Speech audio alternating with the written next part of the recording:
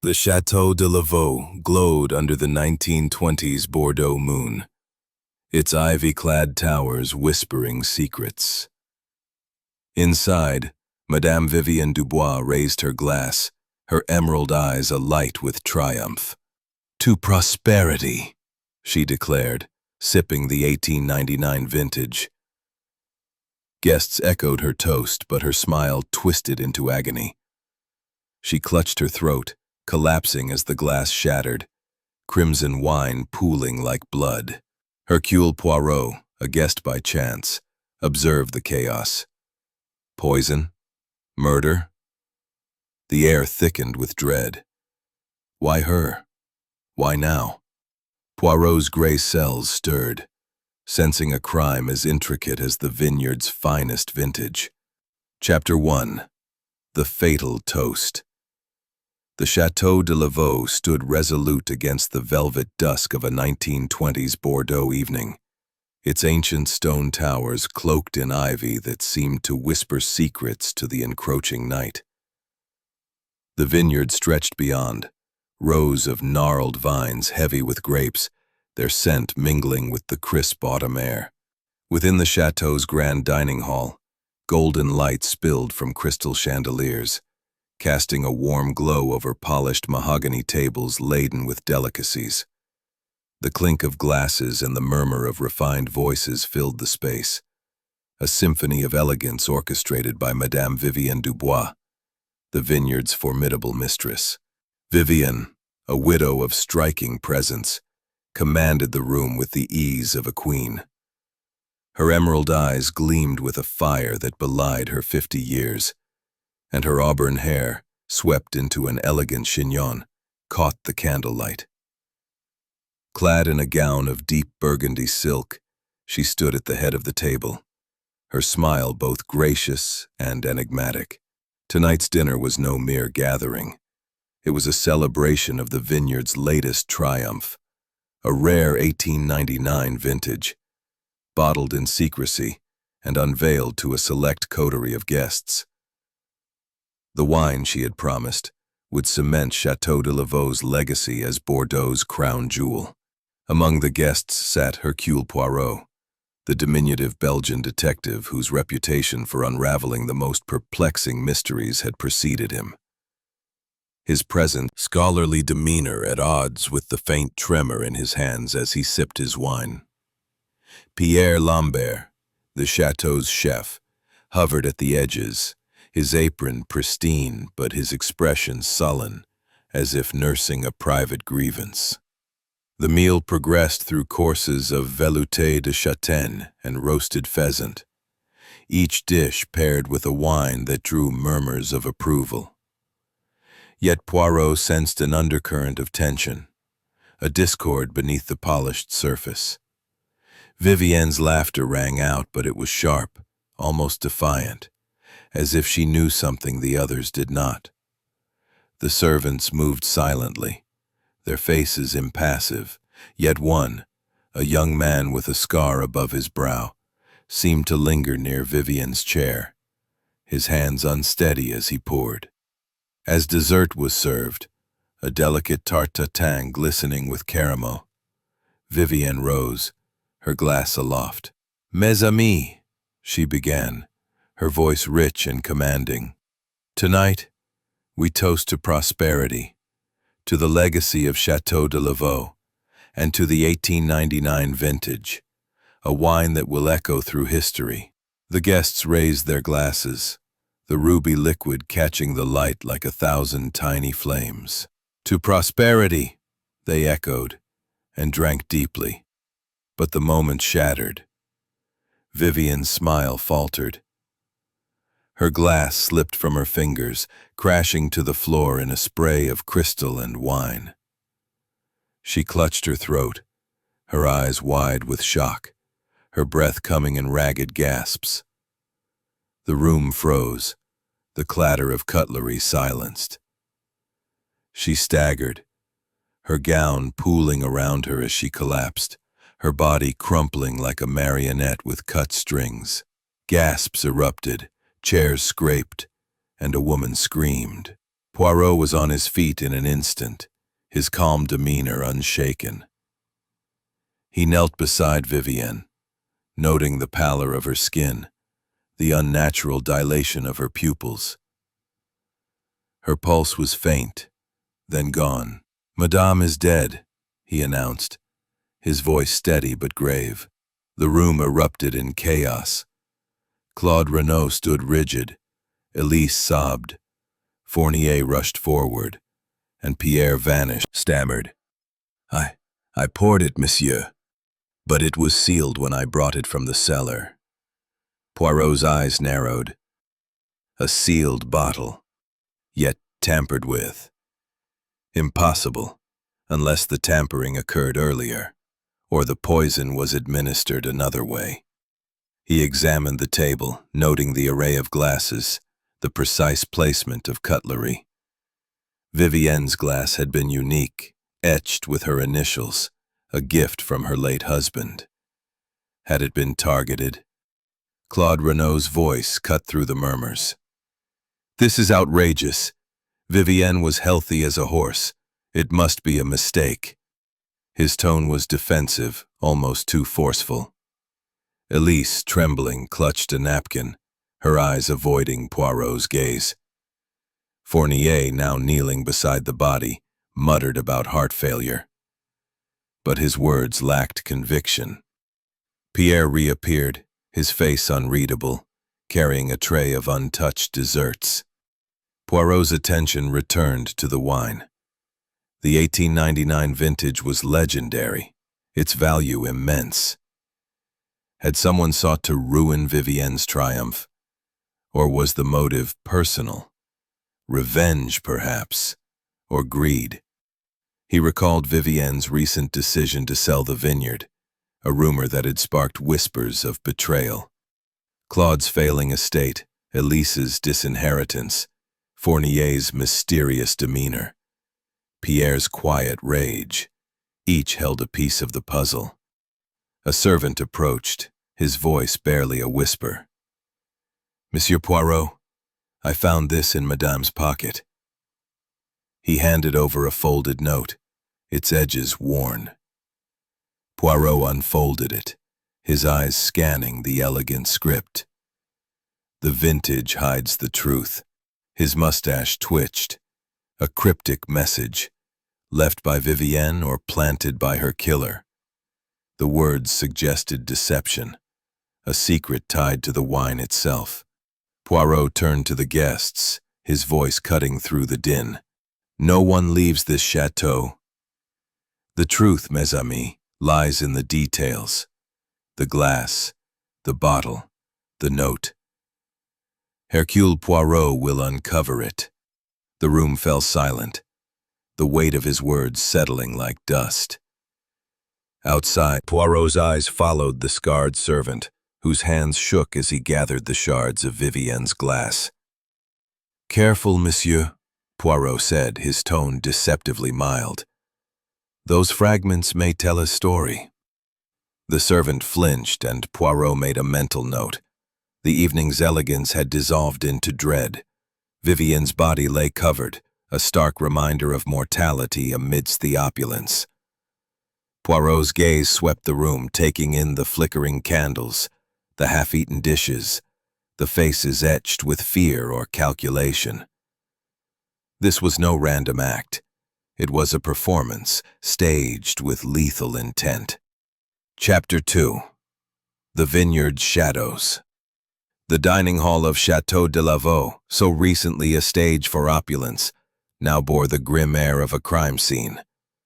The chandeliers still glittered, but their light seemed colder, casting long shadows that danced across the tapestries depicting pastoral vineyard scenes.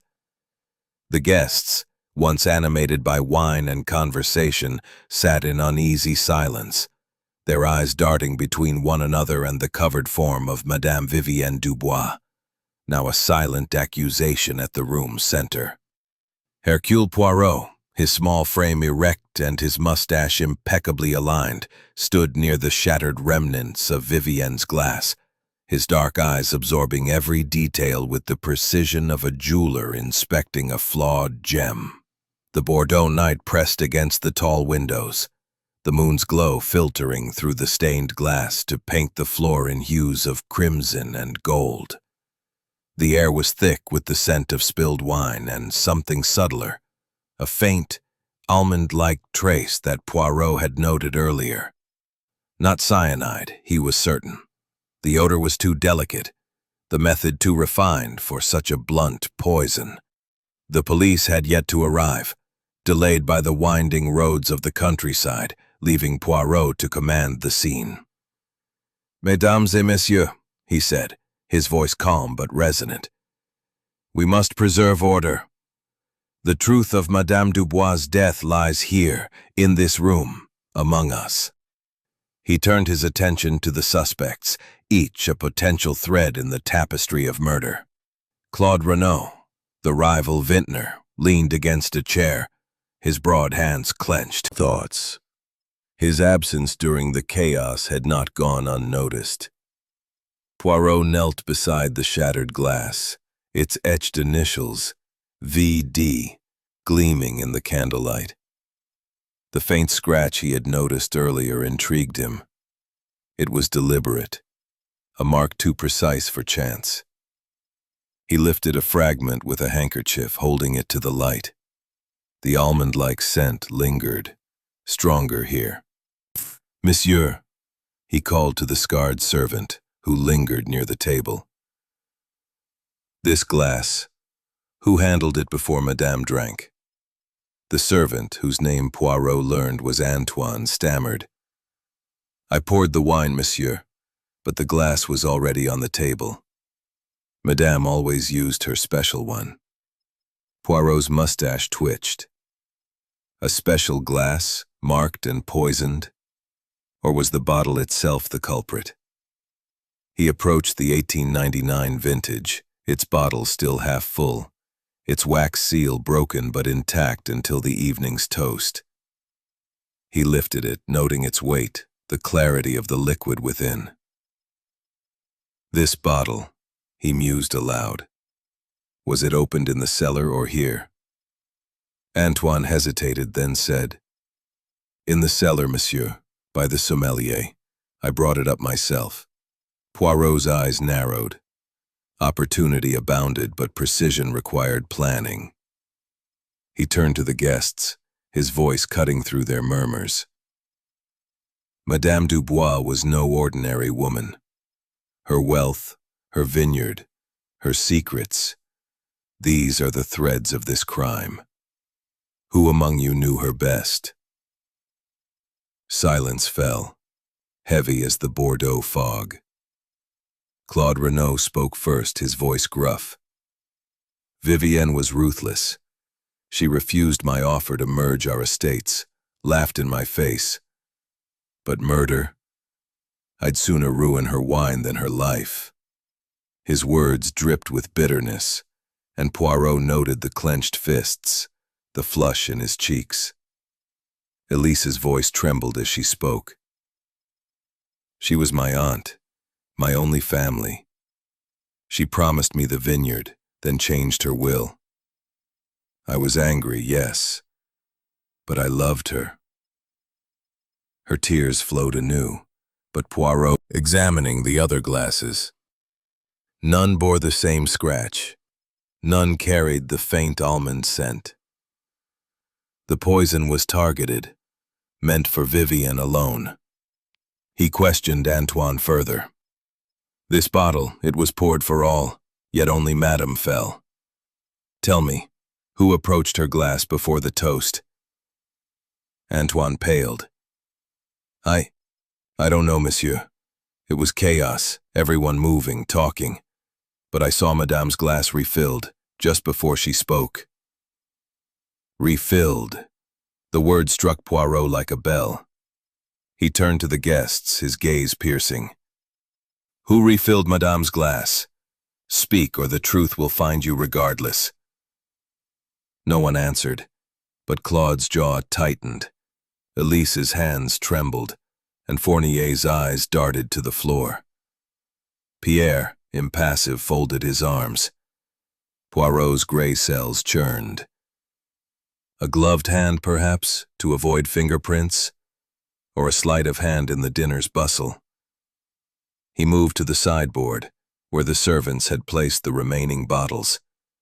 A ledger caught his eye, half hidden beneath a cloth. He opened it, scanning entries of wine shipments, sales, and a curious note. 1899 vintage. Verify authenticity. Poirot's pulse quickened.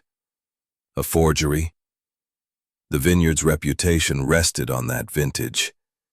If it was false, the scandal could ruin Vivian. Or someone else. He tucked the ledger under his arm, resolving to investigate the cellar. The servants, meanwhile, whispered among themselves. Antoine's scar seemed to pulse in the candlelight, his nervousness palpable. Poirot approached him again. "Monsieur Antoine, you know more than you say. What did you see in the cellar?" The servant flinched. "Nothing, monsieur. Just bottles, dust. But there was a sound, like footsteps, before the dinner." Footsteps in the cellar. A tampered bottle. A marked glass. Each piece a fragment of the puzzle. Poirot's mind raced. Vivian's wealth had made her a target, but her decision to sell the vineyard shifted the motives. Claude's failing estate needed her success. It had planned meticulously, exploiting the chaos of the dinner. As he prepared to descend to the cellar, a servant rushed in, his face pale. "Monsieur Poirot, in the cellar, I found something. A vial, hidden behind a cask." Poirot's eyes gleamed. A vial. Perhaps the poison's source. Or another distraction. He followed the servant, his mind alight with possibilities. The chateau's shadows deepened, each corner hiding a truth. Or a lie. Chapter 3. Motives in the Cellar. The cellar of Chateau de Lavaux was a labyrinth of shadows, its stone walls damp with the breath of centuries. The air was heavy with the musty scent of oak barrels, and the faint tang of fermenting grapes, a subterranean cathedral dedicated to the alchemy of wine. Hercule Poirot descended the narrow spiral staircase, his polished shoes tapping softly, his small frame silhouetted by the flickering light of a single lantern held by Antoine, the scarred servant. The vial labeled Veritas, discovered moments ago, rested in Poirot's handkerchief, its crystal surface catching the dim glow.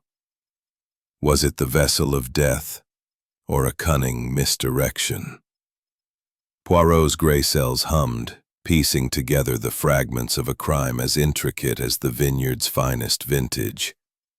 The cellar stretched before him, rows of barrels and racks of bottles receding into darkness. Dust motes danced in the lantern's beam, and the chill of the stone seeped through Poirot's tailored coat. Above, in the dining hall, the guests remained under the watchful eyes of the chateau's staff, their unease palpable. The police, delayed by the winding Bordeaux roads, had yet to arrive, granting Poirot precious time to unravel the mystery of Madame Vivian Dubois' murder. The note, "The vintage hides the truth," echoed in his mind, its cryptic weight suggesting a secret buried in the heart of the vineyard. He began his inspection, his keen eyes scanning the racks. The 1899 vintage, the centerpiece of Vivienne's fatal toast, was stored here, its bottles sealed. The almond-like scent from the glass suggested something rarer, perhaps a botanical toxin known only to an expert.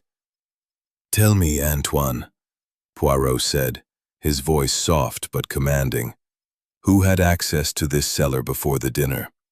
The servant shifted, his eyes darting. The sommelier, Monsieur Renaud, Mademoiselle Elise, and Dr. Fournier. He came down once, said it was to check the temperature for the wine. Poirot's mustache twitched. Fournier, with his medical knowledge, could concoct a poison. Claude Renaud, a vintner, knew the cellar's secrets.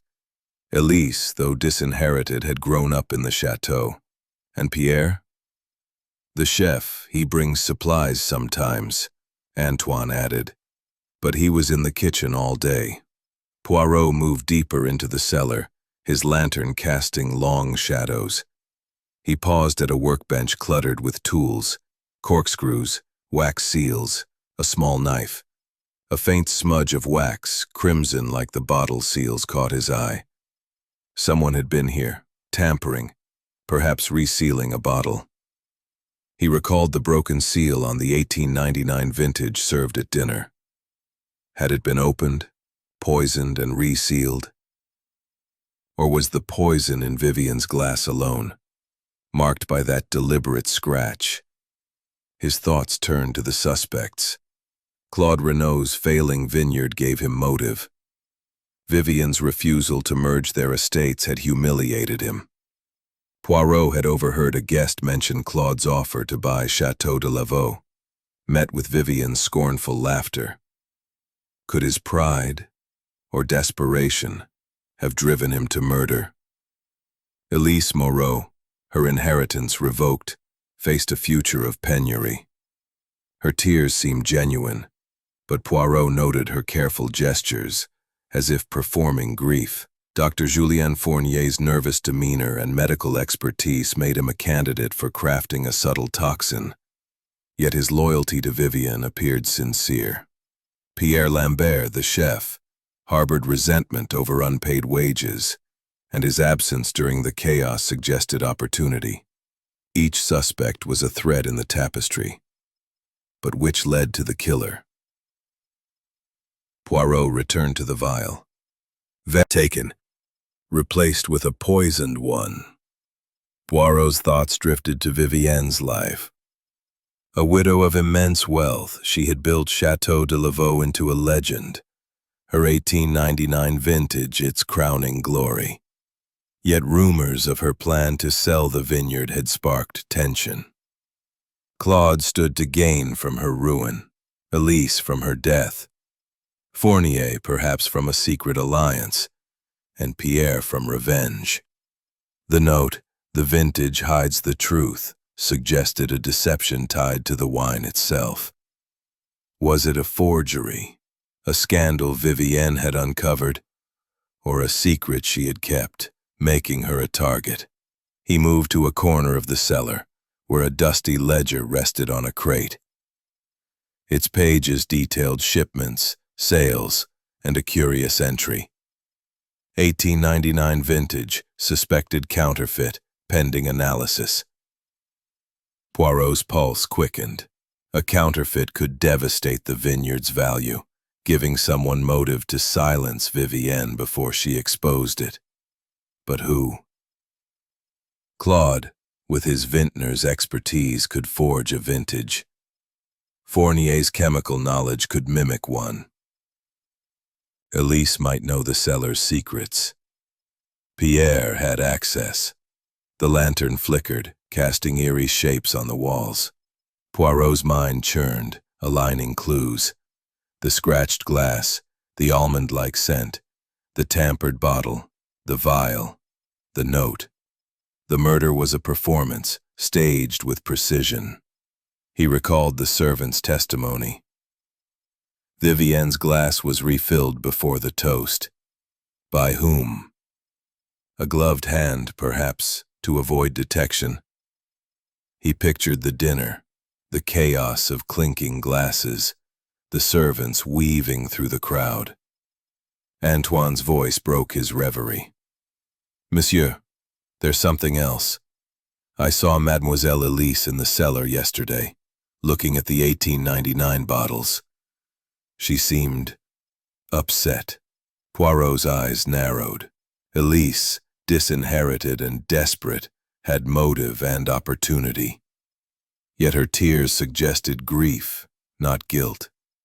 Was she searching for something, or planting a clue? Poirot examined the cask where the vial was found. A faint scratch sealed a silent witness. The note's words echoed, "The vintage hides the truth." Was it the wine, the legacy, or the killer's intent? He resolved to trace the vintage's origins, to uncover the scandal that cost Vivienne her life. As he prepared to question the suspects further, Antoine approached, his voice a whisper. "Monsieur Poirot, I found this near the cask."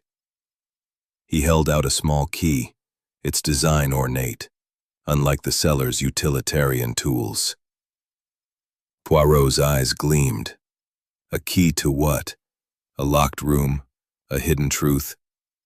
The mystery deepened, its threads tightening around the chateau's heart. Chapter 4. The Red Herring.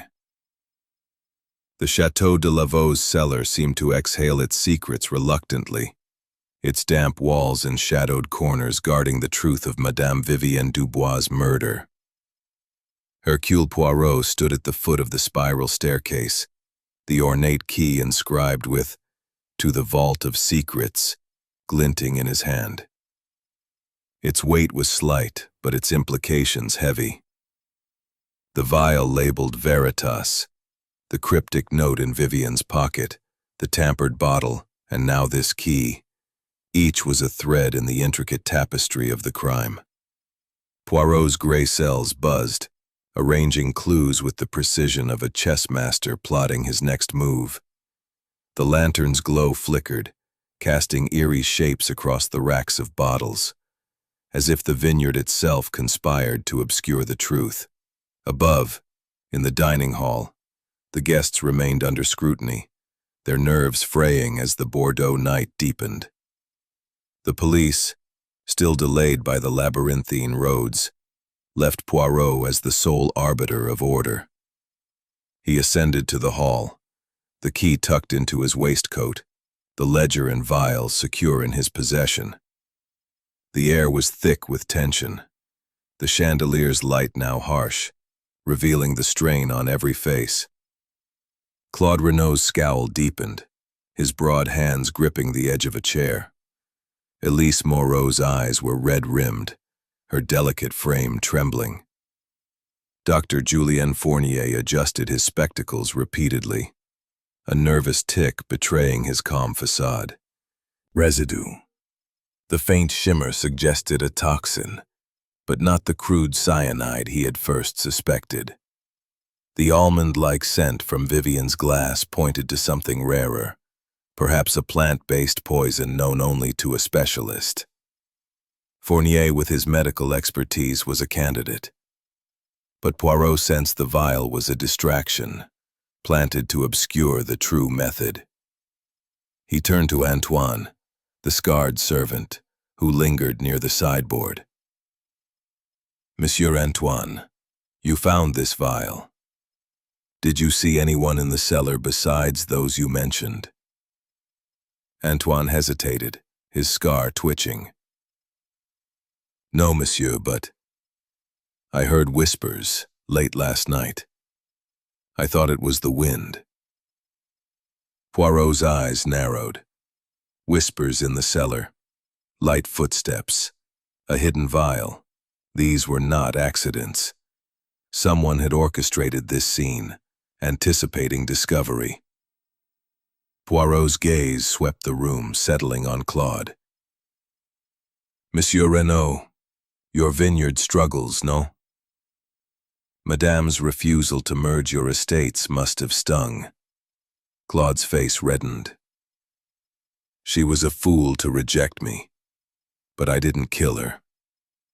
I was in the vineyard last night checking my own vines."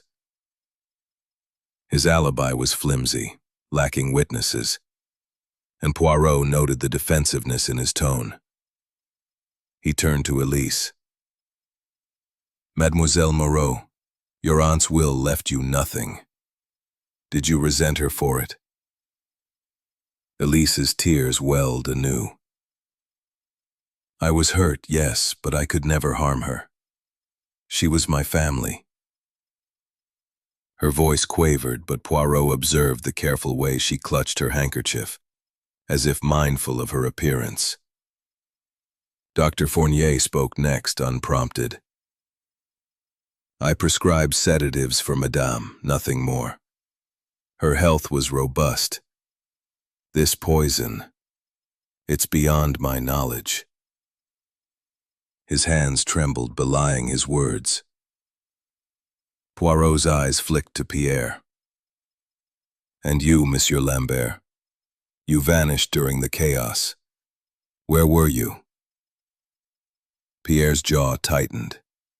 In the kitchen, the ledger's entry about the 1899 vintage's authenticity nagged at him.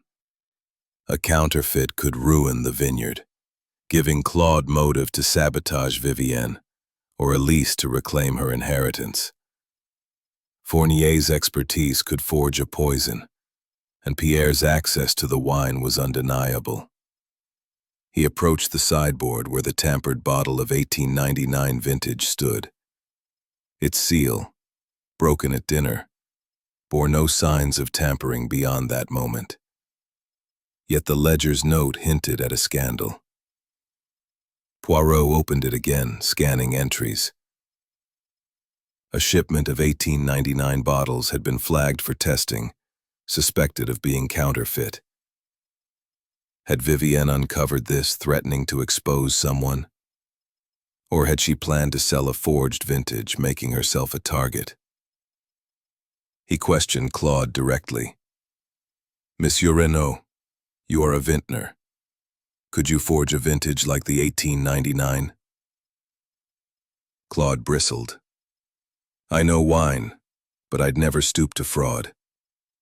Vivienne's arrogance didn't warrant murder. His denial was vehement, but Poirot noted the sweat on his brow. He turned to Elise. Mademoiselle, you were seen in the cellar yesterday. What did you seek? Elise flushed. I wanted to see the 1899 bottles. They were to be mine, once. I was just remembering. Her voice broke, but Poirot sensed a rehearsed quality. Fournier interjected. I visited the cellar to ensure the wine storage conditions. Nothing more. His tone was defensive, and Poirot noted the tremor in his hands. Pierre, when pressed, admitted, I brought supplies to the cellar that morning. I saw nothing unusual. Yet his absence during Vivienne's collapse suggested he knew more than he admitted. Poirot's thoughts returned to the key. To the vault of secrets, it read. A locked room, perhaps, or a hidden compartment. He resolved to search the chateau, suspecting it held records or evidence tied to the vintage.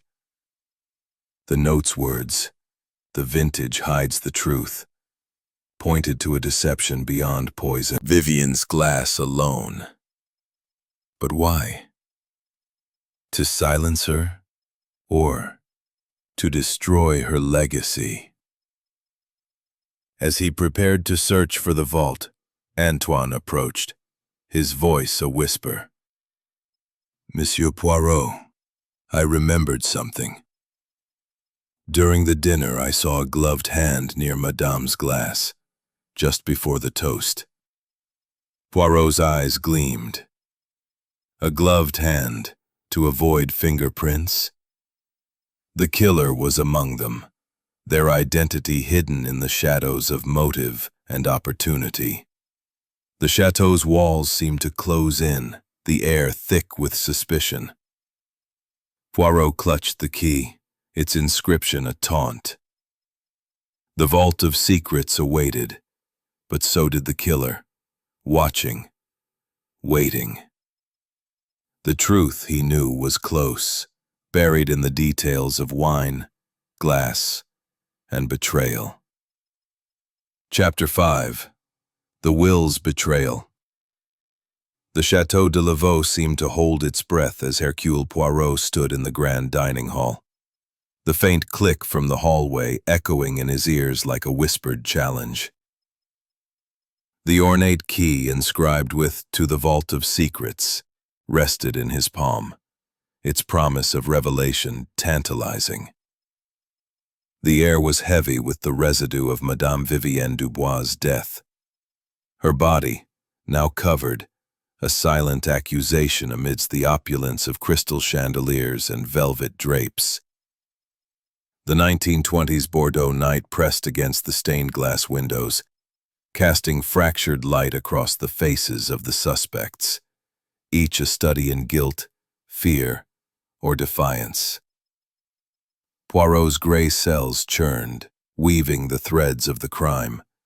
The scratched glass, the almond-like scent, the tampered bottle, the vial labeled Veritas, and now this mysterious key, into a pattern that promised truth, if only he could decipher it.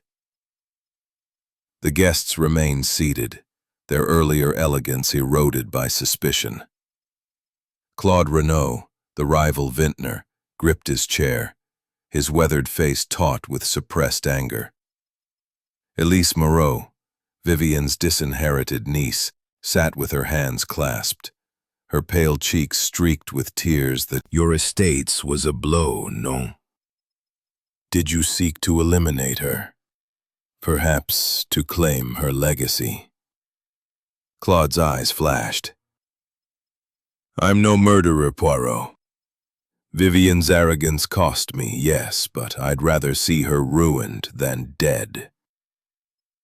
His tone was defiant, but Poirot noted the sweat beading on his brow, a crack in his bravado. Turning to Elise, Poirot's tone softened, though his eyes remained sharp. "Mademoiselle Moreau, your aunt's will left you destitute. Did resentment drive you to the cellar, to the 1899 vintage, to poison?" Elise's lips trembled. "I loved her, monsieur, even after she betrayed me. I was in the cellar, yes, but only to mourn what I'd lost." Her tears flowed, yet Poirot observed the careful way she dabbed her eyes as if aware of an audience. Dr. Fournier spoke unprompted, his voice strained. "As her physician, I assure you, Madame was healthy. I prescribed only sedatives, nothing toxic." His hand shook and Poirot noted the flicker of fear in his eyes. "Pierre, when questioned, muttered she owed me wages, treated me like a servant. But I cooked, I served, I didn't kill." His absence during Vivienne's collapse, however, lingered in Poirot's mind. The detective's thoughts returned to the key. "To the Vault of Secrets," it read. A clue to a hidden truth. He suspected it unlocked a room or compartment where Vivienne kept sensitive documents, perhaps related to the 1899 vintage's authenticity or her decision to sell the vineyard. The note, "The vintage hides the truth," suggested a deception tied to the wine itself. Was it a forgery? A scandal Vivienne had uncovered? Or a secret she had orchestrated? The vial labeled Veritas was a red herring, Poirot was certain, planted to mislead. The true poison, with its almond-like scent, was in Vivienne's glass, administered during the refilling Antoine had witnessed. Poirot approached the sideboard where the tampered bottle of 1899 vintage stood. He examined it. Keyhole. The key fit perfectly, turning with a soft click. The panel swung open, revealing a narrow staircase descending into darkness. "Mon Dieu," Poirot murmured, his pulse quickening. He lit a lantern from the hallway, its beam piercing the gloom. Antoine hesitated, but Poirot's gaze compelled him to follow. The staircase led to a small chamber, its walls lined with locked cabinets and a single desk. Dust coated the surfaces, suggesting infrequent use, yet a faint scent of ink lingered. Poirot opened the desk drawer, finding a leather-bound folder marked Testament. Inside was Vivienne's will, dated only a week prior, naming a distant cousin as heir and excluding Elise. The document was notarized, but a faint irregularity in the signature caught Poirot's eye. A slight tremor, unlike Vivienne's bold hand. Was it forged or signed under duress? He searched further, finding a letter addressed to Vivienne from an American tycoon, offering to buy the vineyard for a staggering sum. The deal, if completed, would have enriched Vivienne, but alienated her peers, Claude in particular, whose own estate could not compete. The letter mentioned the 1899 vintage as a key asset, its authenticity critical to the sale. Poirot's mind raced. Had Vivienne discovered a forgery threatening to expose someone? Or had she planned to sell a counterfeit, making herself a target? He returned to the will, noting its date coincided with Elise's disinheritance. Mademoiselle Moreau, he mused, your motive strengthens. Yet Elise's presence in the cellar suggested curiosity, not malice. Claude's expertise could forge a vintage, but his anger seemed directed at Vivienne's refusal, not her death.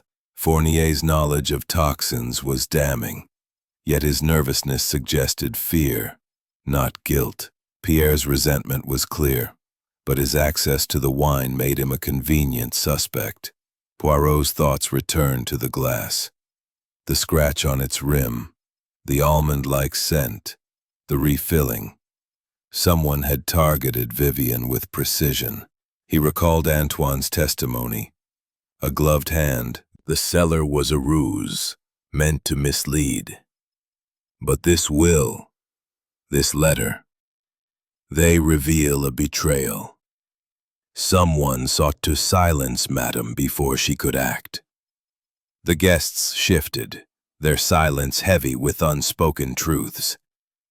Outside, the Bordeaux wind howled, as if mourning the vineyard's loss. He questioned Fournier directly. Doctor, you knew of Madame's health, her plans. Did you know of this will? Fournier stammered. I advised her on stress. Nothing more. His tremor betrayed him. Poirot turned to Pierre. Monsieur Lambert, you overheard talk of the sale. Did it anger you enough to act? Pierre's eyes flashed. I was loyal, despite her neglect. I didn't kill her, yet his absence during the chaos lingered. Poirot's mind churned. The will's irregularity, the letter's offer, the key's vault, all pointed to a conspiracy. The 1899 vintage was the key. Its authenticity or forgery, the heart of the crime. Had Vivienne uncovered a fraud, or was she complicit? The gloved hand, the scratched glass, the almond-like scent, all suggested a killer among them, watching, waiting. As he prepared to search the vault further, Antoine rushed in, his face pale. Monsieur Poirot, I found something in Madame's study. A second letter, hidden in her desk. Poirot's eyes gleamed. Another clue, another thread. The chateau's secrets were unraveling, but the killer remained a shadow, one step ahead. Chapter 6. The Forged Vintage. The Château de Lavaux stood as a monument to secrets, its stone walls steeped in the weight of Madame Vivienne Dubois's murder. Hercule Poirot clutched the newly discovered letter, its ominous words, expose the fraud and pay the price, burning in his mind like a warning carved in stone. The dining hall, once a stage for elegance, now felt like a chessboard. each guest a piece in a deadly game. The chandeliers cast a pallid glow, their light fractured by the tension that catching the candlelight. "This," he declared, his voice steady but piercing, "was found in Madame's study. It warns of a fraud, a secret she threatened to expose. The 1899 vintage, mes amis, is at the heart of this crime." The guests stirred, their silence heavy with implication. Claude's jaw tightened, Elise's breath caught, Fournier's hands trembled, and Pierre's eyes narrowed. The note from Vivien's pocket, "The vintage hides the truth," echoed in Poirot's mind, its meaning now clearer. The 1899 vintage was a forgery, a scandal that cost Vivien her life. He began with Claude. "Monsieur Renaud, as a vintner you know the art of wine. Could you forge a vintage to ruin Madame?" Claude's face reddened. "I'm no fraud, Poirot. My vineyard's failing, yes, but I'd never stoop to such deceit. Vivien's arrogance was enough to drive anyone mad, but not to murder." His denial was forceful, but Poirot noted the sweat on his brow, a crack in his composure. Turning to Elise, Poirot's tone softened. "Mademoiselle Moreau, you were seen in the cellar near the 1899 bottles. Did you know of a forgery?" Elise's tears welled. "I only wanted to see what I'd lost. The vineyard was to be mine. I didn't know about any fraud." Her voice quavered, but Poirot observed the careful way she avoided his gaze, as if hiding a half-truth. Dr. Fournier spoke, his voice strained. "I checked the cellar for storage conditions, nothing more. I know nothing of forgeries." His trembling hands betrayed him, and Poirot noted the flicker of fear in his eyes.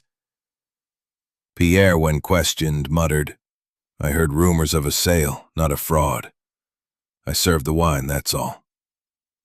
His absence during Vivien's collapse, however, lingered in Poirot's mind. Poirot's thoughts returned to the letter. Expose the fraud and pay the price. Vivien had uncovered something, a counterfeit vintage perhaps, that threatened the vineyard's legacy. The ledger's entry about suspected counterfeits, the tampered bottle, the scratched Vivien's planned sale to an American tycoon would have collapsed. Poirot's pulse quickened. Vivien had known of the forgery, perhaps confronted the culprit, making herself a target. But who had the skill to forge a vintage? Claude, with his vintner's expertise, was the obvious suspect. Yet his anger seemed genuine, not calculated. Fournier's chemical knowledge could replicate a wine's profile, but his nervousness suggested fear, not guilt. Elise's access to the cellar was limited, but her resentment was deep. Pierre, with his kitchen duties, had opportunity to tamper with the wine. He returned to the dining hall, the envelope in hand. "This report," he announced, "proves the 1899 vintage was counterfeit. Madame knew, and someone killed her to keep it secret." The guests gasped. Claude stood, his voice booming. "That's impossible. No one could fool Vivien's palate." Elise sobbed. "She never told me." Fournier stammered. "I knew nothing of this." Pierre's eyes darkened, but he remained silent. Poirot's mind churned.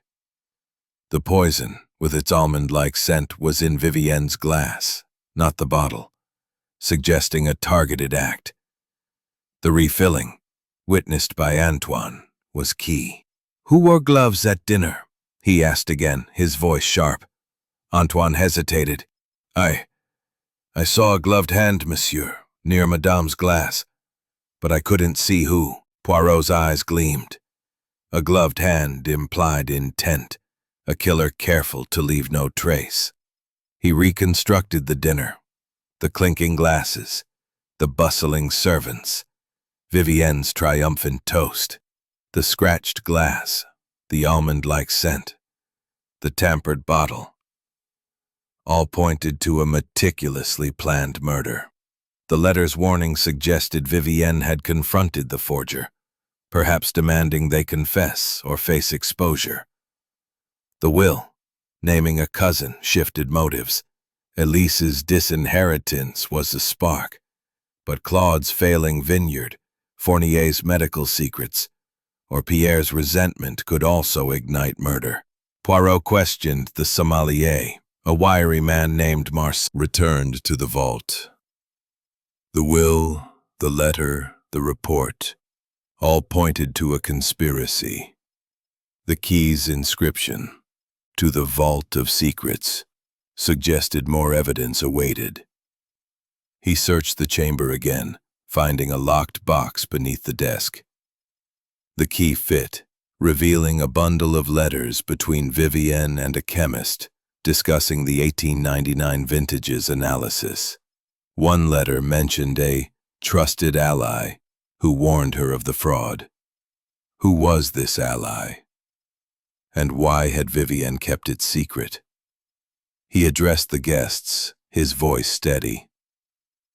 The 1899 vintage was a lie, and Madame knew. She threatened to expose the fraud, and someone silenced her. The poison was in her glass, not the bottle, administered by a gloved hand. The truth lies in your secrets. The room fell silent, Claude's scowl deepening, Elise's tears ceasing, Fournier's spectacles fogging, Pierre's hands clenching. Poirot's gaze lingered on the tampered bottle. The forgery was the motive, but the method was personal.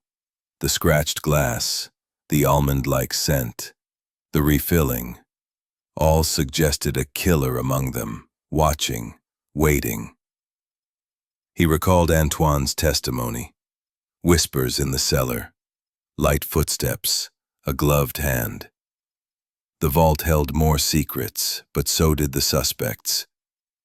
As he prepared to interrogate further, Antoine rushed in, his face pale. "Monsieur Poirot, I saw someone near the cellar door tonight. A shadow, moving quickly." Poirot's eyes gleamed. The killer was still active, covering their tracks. The chateau's shadows deepened, each clue a step closer to the truth. Or a trap. Chapter 7. The Locked Room. The Château de Lavaux stood like a sentinel in the 1920s Bordeaux night, its stone facade cloaked in ivy and secrets. Within its walls, the air was thick with suspicion. The grandeur of the dining hall now a stage for Hercule Poirot's relentless pursuit of truth. The faint footprint in the cellar dust, too small for a man's, lingered in his mind. A delicate clue leaned against the wall, his apron pristine, but his expression dark, as if guarding a private wound. Antoine, the scarred servant, hovered near the sideboard, his nervous glances suggesting he knew more than he dared reveal. Poirot held up the key. Its inscription, "To the Vault of Secrets," gleaming in the candlelight.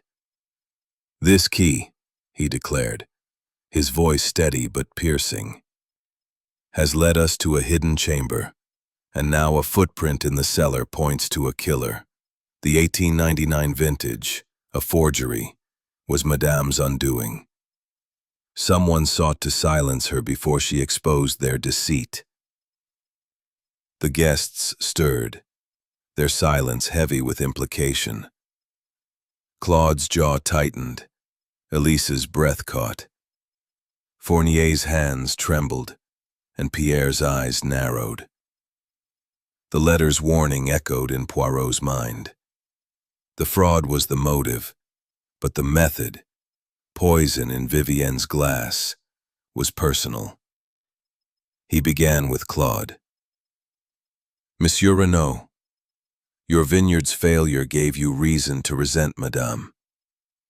Did you forge the 1899 vintage to ruin her? Or kill her to hide it? Claude's face reddened. I'm no forger, Poirot. I wanted her business, not her life. My alibi stands. I was in the vineyard last night. His tone was defiant, but Poirot noted the sweat on his brow, a crack in his resolve. Turning to Elise, Poirot's tone softened, though his eyes remained sharp. Mademoiselle Moreau, your presence in the cellar suggests knowledge. The footprint, small and delicate. Could it be yours? Elise's tears welled. I was there, yes, but only to see the bottles that were once my future. I didn't kill her. Her voice quavered, but Poirot observed the careful way she avoided his gaze, as if concealing a half-truth. Dr. Fournier spoke, his voice strained.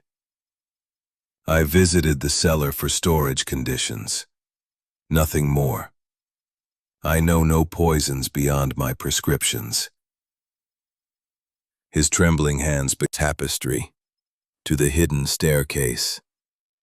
The chamber was as he left it. Dusty cabinets, a desk, the air thick with the scent of old paper. He searched the cabinets again, finding a locked ledger marked Private Transactions.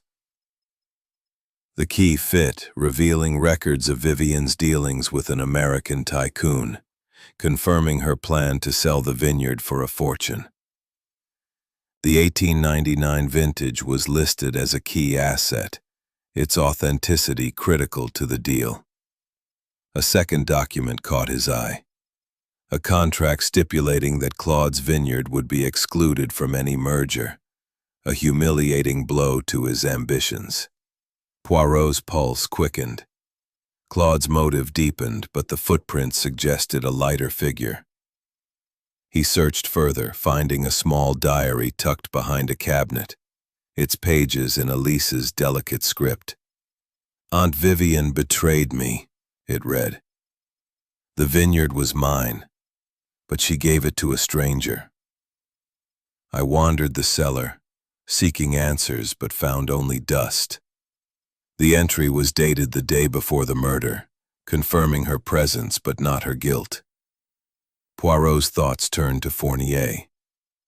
A medical note hidden in the diary's pages listed a rare toxin, amygdalin, derived from apricot pits, with an almond-like scent.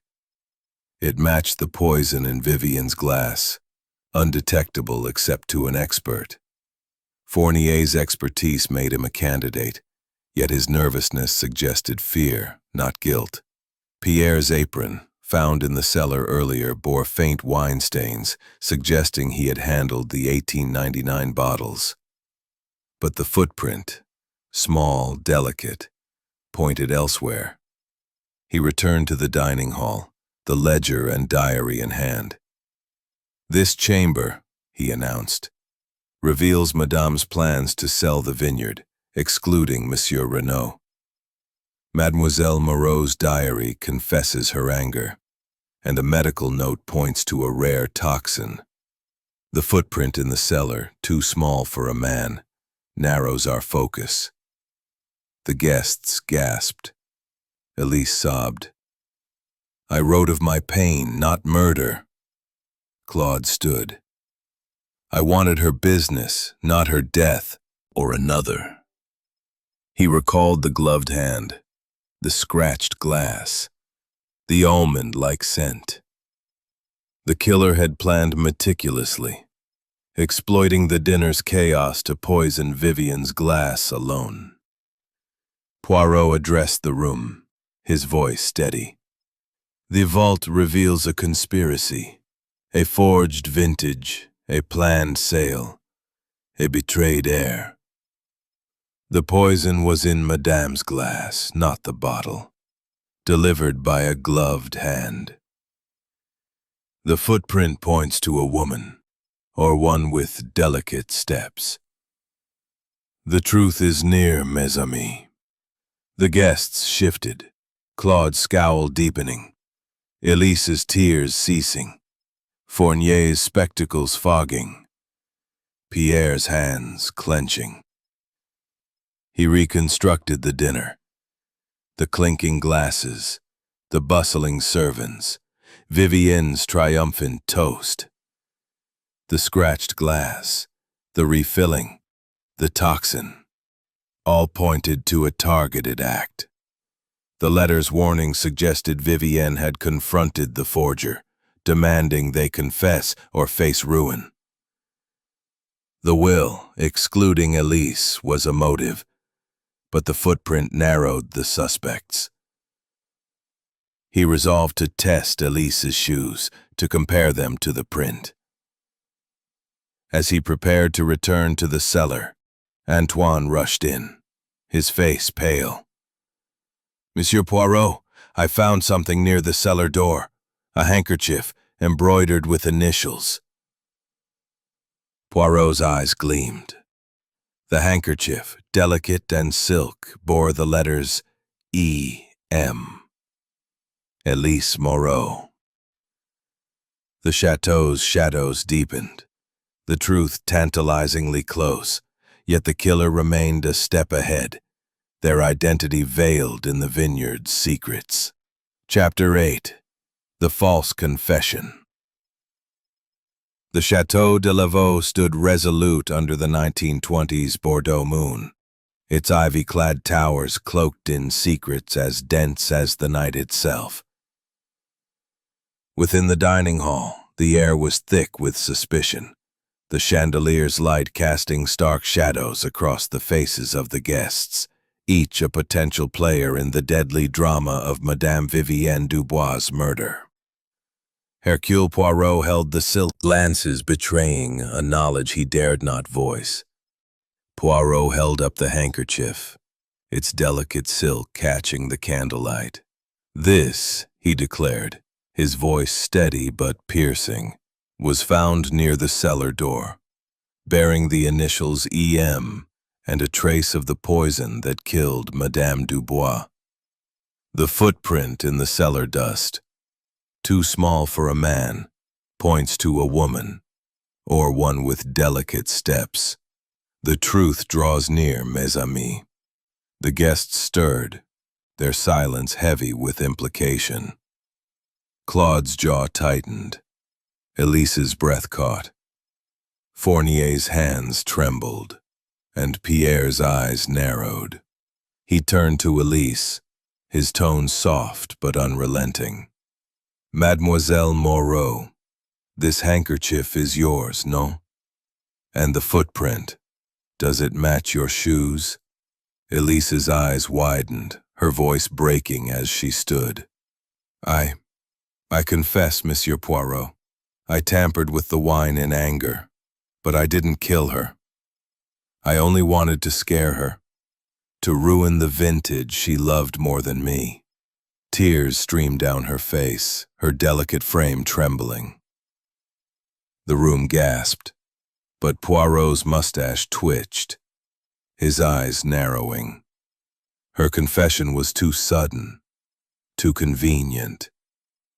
"Explain, mademoiselle," he said, his voice calm but probing. Elise sobbed. "I went to the cellar, yes. I knew about the 1899 vintage, how much it meant to her. I poured a harmless bitter into a bottle, thinking it would spoil her triumph. But poison?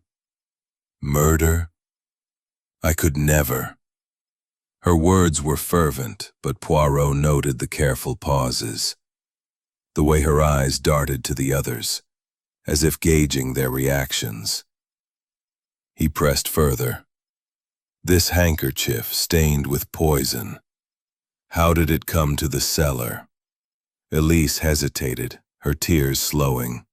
"I dropped it there, perhaps, when I was tampering. But I swear it wasn't poison." Poirot's gaze sharpened. The almond-like residue matched the toxin in Vivienne's glass. Amygdalin, a rare poison derived from apricot, the meal. I had no time for poison or cellars. Madame owed me wages, but I didn't kill her. His absence during the chaos lingered, but the small footprint ruled him out. Poirot's thoughts churned. Elise's confession, the handkerchief, the footprint, all pointed to her, yet her story felt rehearsed, a distraction from the true killer. He reconstructed the crime. Vivian's glass, scratched and poisoned, was refilled during the dinner's bustle by a gloved hand. The 1899 vintage was a forgery, as confirmed by the chemist's report, and Vivian's plan to expose it had cost her life. The letter, "Expose the fraud and pay the price," suggested she confronted the forger, sealing her fate. The vial labeled Veritas was a red herring, planted to mislead. The key to the vault of secrets had revealed the will, the contract, and the report. But the handkerchief was new, its poison linking it to the crime. Poirot's mind returned to the footprint. Too small for Claude or Pierre, it suggested Elise or a servant like Antoine. He questioned Antoine again. "The shadow you saw, the footprint, were they near the handkerchief?" Antoine nodded, his scar twitching. "Yes, monsieur, near the cellar door." The shadow was quick, like a woman's step. Poirot's eyes gleamed. Elise's confession aligned with the evidence, but her denial of poison rang false. Was she protecting someone, or playing a deeper game? He addressed the room, his voice steady. "Mademoiselle Moreau confesses to tampering, but not to murder. Yet the handkerchief, stained with poison, suggests otherwise. The footprint, the gloved hand, the forged vintage, all point to a killer among us, hiding behind a veil of lies." The guests shifted, Claude's scowl deepening, Elise's tears ceasing, Fournier's spectacles fogging, Pierre's hands clenching. Poirot's thoughts turned to the vault. The will, naming a distant cousin, had enraged Elise, but the contract excluding Claude's vineyard gave him motive. Fournier's medical note on amygdalin was chemist's report contradicted him. Had Marcel been deceived? Or complicit? Poirot noted his steady hands, unlike Antoine's nervous tremors. He turned to Fournier. "Doctor, you know amygdalin. Could it be mistaken for a bitter, as Mademoiselle claims?" Fournier stammered. "It's possible, but unlikely. It's a lethal toxin." His knowledge was incriminating, but his fear suggested another role. Poirot's mind churned. The handkerchief was a plant, he suspected, meant to frame Elise. The true killer had used her presence in the cellar, her motive, to cast suspicion. The footprint matched her shoes, but anyone could wear similar ones. The gloved hand suggested a careful killer, perhaps a servant unnoticed in the chaos. Antoine's nervousness warranted scrutiny. Had he seen more than he admitted? He addressed Elise again. "Mademoiselle, your confession protects someone, no? Who did you see in the cellar?" Elise's eyes widened, then dropped. "No one, monsieur. I acted alone." Her voice lacked conviction, and Poirot sensed a lie. He turned to the room. "The handkerchief is a lie, meant to mislead. The true poison was in Madame's glass, delivered by a gloved hand. The vintage's forgery was the motive, but the killer remains hidden." As he prepared to search the cellar again, Antoine rushed in, his face pale. "Monsieur Poirot, I found something in Madame's study. A second will, hidden in her desk." Poirot's eyes gleamed. Another will. Another betrayal. The chateau's secrets were unraveling, but the killer was still a shadow. their identity veiled in the vineyard's lies. Chapter 9. The Hidden Will. The Château de Lavaux stood as a silent guardian of secrets, its ivy-clad towers looming under the 1920s Bordeaux moon. Within the dining hall, the air crackled with tension, the chandelier's light casting stark shadows across the faces of the guests, each a suspect in the murder of Madame Vivienne Dubois. Hercule Poirot held the crumbling under Poirot's scrutiny. Pierre Lambert, the chef, stood apart, his dark eyes fixed on the floor, as if guarding a private wound. Antoine, the scarred servant, hovered near the sideboard, his nervous glances betraying a knowledge he dared not voice. Poirot held up the second will, its paper crisp and uncreased. "This document," he declared, his voice steady but piercing, "names Mademoiselle Moreau as Madame Dubois' heir, dated days before her death. It contradicts the earlier will which favored a distant cousin. One is a lie, mes amis, and its forgery points to the killer." The guests stirred, their silence heavy with implication.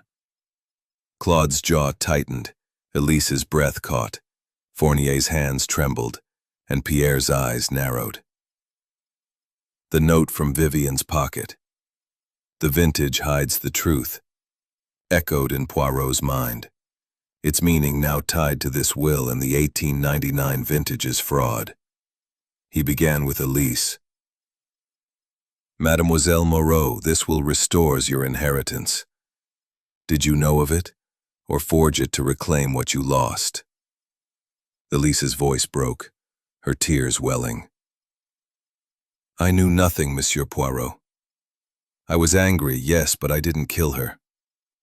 This will, it's a miracle. Not my doing." Her words were fervent, but Poirot noted the careful way she dabbed her eyes, as if mindful of an audience. Her confession of tampering with the wine, the handkerchief with her initials, and the footprint matching her shoes made her a suspect, yet her denial of poison felt sincere.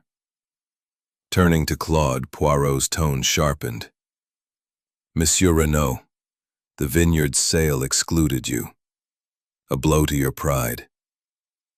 Did you forge the vintage or the will to ruin Madame?" Claude stood, his voice booming. "I'm no forger, Poirot. I wanted her business, not her life. I was in the vineyard, not plotting murder." His alibi was weak, but the small footprint in the cellar dust ruled him out. Poirot noted the sweat on his brow, a sign of pressure. Letter warning, expose the fraud and pay the price, pointed to a confrontation, and the poison in her glass, administered by a gloved hand, was personal. He resolved to re-examine the vault. "Monsieur Antoine," he called, "lead me back to the chamber." The servant, his scar stark in the lantern's glow, nodded reluctantly. Poirot followed him through the corridor, past the tapestry, to the hidden staircase. The chamber was unchanged, dusty cabinets, a desk, the air thick with the scent of old paper. He searched the desk again, finding a sealed letter addressed to Vivienne from the chemist who analyzed the 1899 vintage. It read, "The fraud is confirmed. Your ally suspects Dr. Fournier." Poirot's pulse quickened. An ally, someone close to Vivienne, had warned her of the forgery, implicating Fournier. He returned to the dining hall, the letter in hand. "This," he announced, "confirms Madame knew of the 1899 vintage's fraud and suspected Dr. Fournier. Did you, monsieur, craft the poison to silence her?" Fournier's face paled, his spectacles slipping. I knew of the analysis, yes, but I didn't forge the wine or poison her. I warned her to be cautious." His voice cracked, and Poirot noted the fear in his eyes. Not guilt, but terror of exposure. Poirot turned to Elise. "Mademoiselle, your handkerchief, your footprint, your confession, they point to you. Yet this will suggests another hand at work. Who did you protect?" Elise sobbed. "No one, monsieur. I tampered with the wine, but not with poison. I swear it." Her denial rang hollow, and Poirot sensed a lie, perhaps to shield an ally. He questioned Claude again. "Monsieur Renaud, your expertise could forge a vintage. Did you conspire with another to ruin Madame?" Claude's fists clenched. "I'd rather see her fail than fake her wine. I was in the vineyard, not the cellar." His passion seemed genuine, but Poirot reserved judgment. Pierre, when pressed, admitted, "I overheard Madame arguing about the sale, but I knew nothing of a will or fraud." His accent motive for Elise. But this second will shifted the narrative. Who benefited most? Elise, if it was genuine. The cousin, if it was not. Or Claude, if the sale collapsed. Poirot addressed the room, his voice steady. "The second will changes everything. It restores Mademoiselle Moreau. But is it true? The poison was in Madame's glass, not the bottle. Delivered by a gloved hand. The footprint points to a woman, the handkerchief to Mademoiselle. But I suspect a deeper deception." The guests shifted, Claude's scowl deepening, Elise's tears ceasing, Fournier's spectacles fogging, Pierre's hands clenching. He questioned Marcel the sommelier again. "The 1899 bottle, you swore it was authentic. Yet the report says otherwise. Were you deceived or complicit?" Marcel's hands were steady. "I tasted it, monsieur. It was perfect. If it's a forgery, I was fooled." Poirot noted his calm, unlike Antoine's nervous tremors. He turned to Antoine. "The shadow, the footprint. Did you see more?" Antoine hesitated. "I saw a figure, monsieur, near the cellar door. But it was too dark to identify." Poirot's eyes gleamed.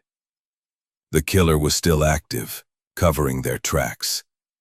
As he prepared to search the study for more clues, Antoine rushed in, his face pale. "Monsieur Poirot, I overheard something. A servant saw Dr. Fournier meeting Madame in secret, days before her death." Poirot's eyes gleamed. A secret meeting, a chemist's warning, a forged will. The truth was near, but the killer remained a shadow. Their identity veiled in the vineyard's lies. Chapter 10. The Final Toast. The Château de Lavaux loomed under the 1920s Bordeaux moon, its ivy-clad towers casting long shadows over the vineyard, as if mourning its fallen mistress. Within the dining hall, the air was taut with anticipation. The chandelier's light glinting off crystal and silver, illuminating the strained faces of the guests. His spectacles, his scholarly facade crumbling under the weight of suspicion.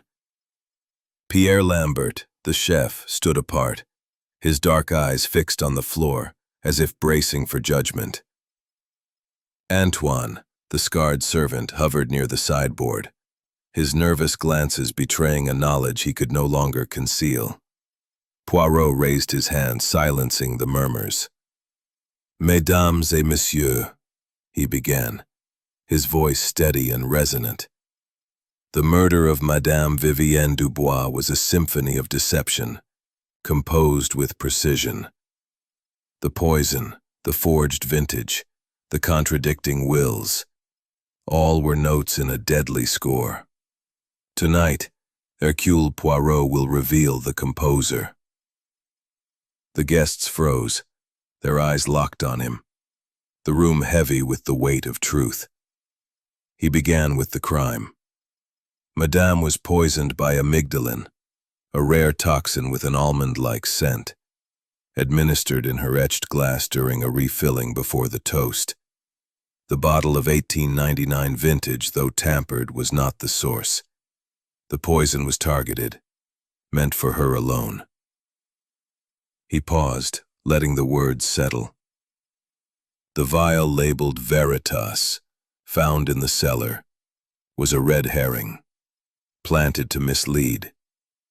The handkerchief with Mademoiselle Moreau's initials, stained with poison, was another distraction, meant to frame her. Poirot turned to Elise, his tone soft but probing. Mademoiselle Moreau, you confessed to tampering with the wine, but your story of a harmless bidder was a lie. The footprint in the cellar dust matched your shoes. The handkerchief bore your initials. Yet, I believe you are not the killer. Elise's tears flowed anew, her voice trembling. I swear, monsieur, I only wanted to ruin her vintage, not her life. Poirot nodded, his eyes gleaming. Oui, your anger was real, but your role was that of a pawn, used to divert suspicion. He addressed Claude. Monsieur Renaud, your failing vineyard gave you motive to sabotage Madame's legacy. The 1899 vintage's forgery could have been your work. You cracked, and Poirot saw truth in his terror, not guilt, but a deeper secret. Poirot paced, his polished shoes clicking on the parquet. The key to the vault of secrets revealed the first will, naming a cousin, and the second, naming Mademoiselle Moreau. The letter warning, expose the fraud and pay the price, confirmed Madame knew the 1899 vintage was counterfeit. She confronted the forger, sealing her fate. But who was the forger, and who the killer? He reconstructed the crime, his voice rising. The poison was in Madame's glass, delivered by a gloved hand during the refilling. The footprint, small and delicate, suggested a woman or a light-footed servant. The handkerchief was planted to frame Mademoiselle Moreau. The first will enraged her, the second restored her, but both were distractions. The true motive was the 1899 vintage's fraud, a scandal that would ruin the vineyard sale. Poirot's eyes swept the room, settling on Fournier. Doctor, your secret meeting with Madame was not about medicine, but love. You were her lover, no? The chemist's letter warned her of your involvement in the fraud. Yet you claim you only cautioned her. Fournier collapsed into his chair, sobbing. I loved her, yes. I discovered the forgery and told her to expose it. I begged her to be careful, but she was fearless. Poirot nodded, his mind aligning the final pieces. The forger was not you, doctor, but someone who used your knowledge. The poison, amygdalin, required expertise. The gloved hand, the footprint, the handkerchief, all point to a careful killer, one unnoticed in the chaos. He turned to Antoine, who flinched under his gaze. Monsieur Antoine, you saw the shadow, the footprint, the gloved hand. You know more than you say. Antoine stammered. I saw nothing, monsieur. But Poirot's voice cut like a blade. You lie. The footprint matches a servant's shoe, not Mademoiselle's. You planted the handkerchief to frame her, and you refilled Madame's glass with poison. The room gasped. I loved her, monsieur. She was going to sell everything, leave us all behind. I only meant to stop the sale, but she found out. I had no choice. The guests stared, horrified, as Poirot signaled for the police, who had finally arrived. You had a choice, monsieur, he said, and you chose murder.